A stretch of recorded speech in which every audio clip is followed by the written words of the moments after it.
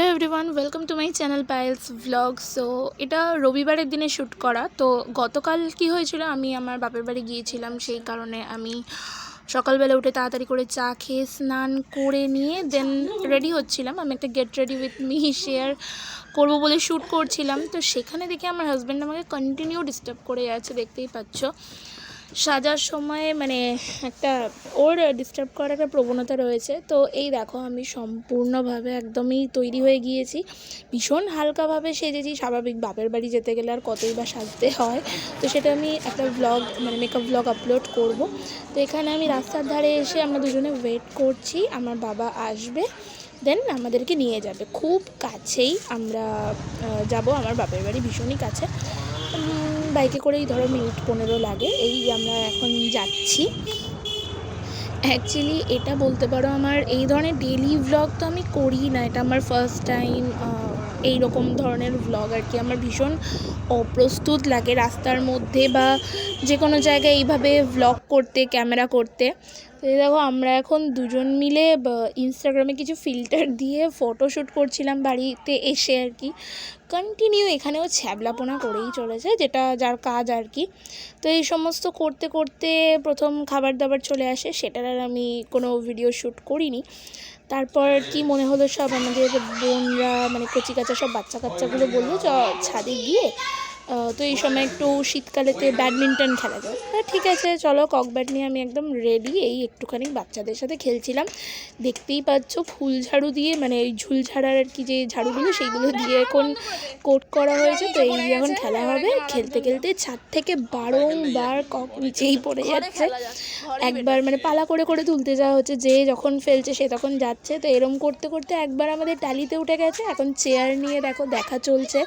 সে তো মানে একটা যাতা কাণ্ড, লাস্টে উঠে পেরেছে। তো তারপর ঠিক করা হলো কি যে আমাদের দুতলায় ভাইয়ার ঘরে সেইখানে খেলা হবে। তো সেখান থেকে হলে কি হয়, ককটা বারংবার পড়ে যায় না।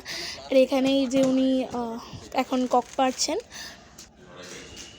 তারপর তখনও আর কি ককব্যাট খেলা চলছে। আর এই যে আমাদের অঙ্কুশ প্র্যাকটিস করছে, এটা হচ্ছে আমার কাকার মেয়ে সৃজা, আর এটা আমাদের আনন্দ কাকার ছেলে।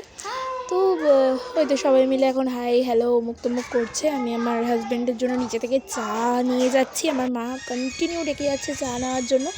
তো তারপরে এখানে শুরু হলো উদ্যান নৃত্য পরিবেশন, মানে আমরা হয়ে গেছিলাম তখন জাজ। ওই যা হয় আর কি, বাচ্চাদের ছোটোখাটো জিনিস।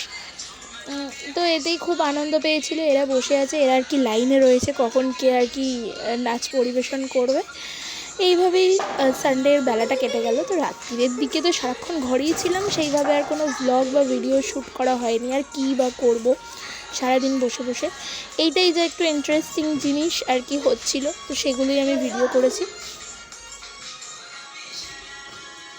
মানে এখনকার সব বাচ্চারা কচি কাচাগুলো রিলস দেখতে দেখতে এতটাই অভ্যস্ত হয়ে গেছে, পুরো রিলসটাকে গুলে খেয়ে নেয়। মানে প্রত্যেকটা নাচের স্টেপ এরা নাচ না শিখেও এত ক্লিয়ার নাচতে পারে। আমি তো মানে কি বলবো, আপনাদের দেখে অবাক হয়ে যাচ্ছেন যে এত সুন্দর তোরা নাচিস, নাচ না শিখেও কত সুন্দর সব ওরা নাচে বলুন।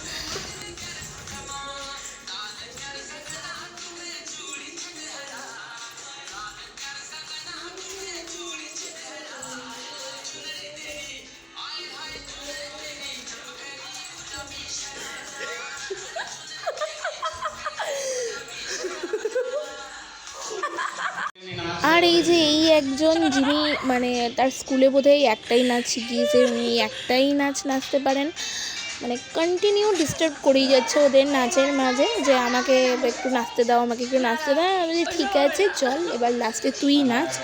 তো এই সমস্ত করে হয়েই গেছিলো। তারপরে মা ডাকলো একটু কষা মাংস খেতে, আর বাঙালির তো রবিবারের দুপুরে কষা মাংস না হলে কি চলে।